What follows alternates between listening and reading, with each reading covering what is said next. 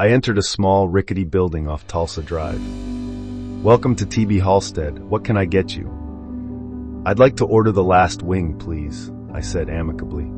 I wouldn't be lying to you when I said that the whole restaurant went absolutely silent.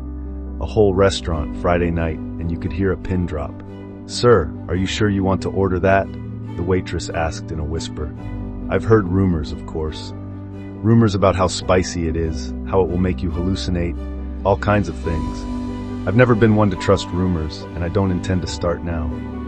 "Yes," I said after a moment's silence. The waitress left then and came back with several forms. "I'll just need you to fill in all these forms before we can serve you," said the waitress. I smiled and nodded. The forms were your standard waiver forms, though one was distinctly not. It started with, "Are you a human?" And although it was only 5 pages long, some of the terms meant more than one time I had to ask the waitress, who thankfully knew her stuff. After filling out all the forms, I handed it back to her. While I wouldn't admit it to anyone, the forms were making me reconsider my choices. The wings came up to me on a plate. They were bright red, almost glowing with the spice. Most of the patrons have started whispering amongst themselves about how I am a madman and how I cannot possibly handle the spice. The first bite was intensely juicy. The still warm juice spilled out of the wing, out of my mouth, and onto the wings, where they instantly evaporated. The heat came like an unsuspecting left hook. Immediately the waterworks started. "Oh boy," I said quietly. "Something wrong, sir?" asked the waitress. "No, nothing," I lied.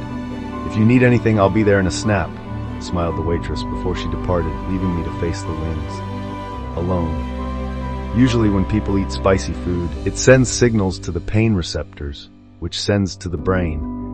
And the brain, thinking you're in danger, sends back sensations of pain to dissuade you from continuing to eat whatever it is that sets this off in the first place.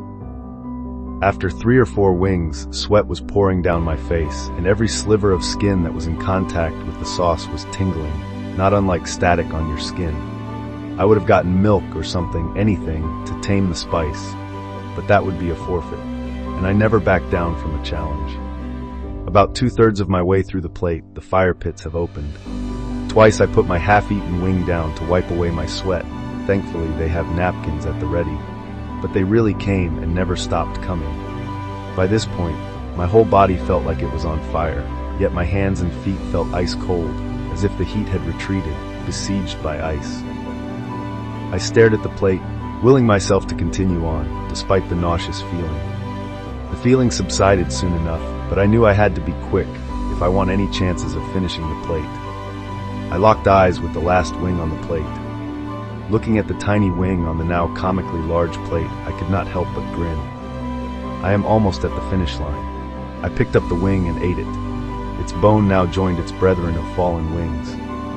"You, sir, are quite something else," said the owner. "I felt like I ran a marathon," I replied, my lips still tingling with spice.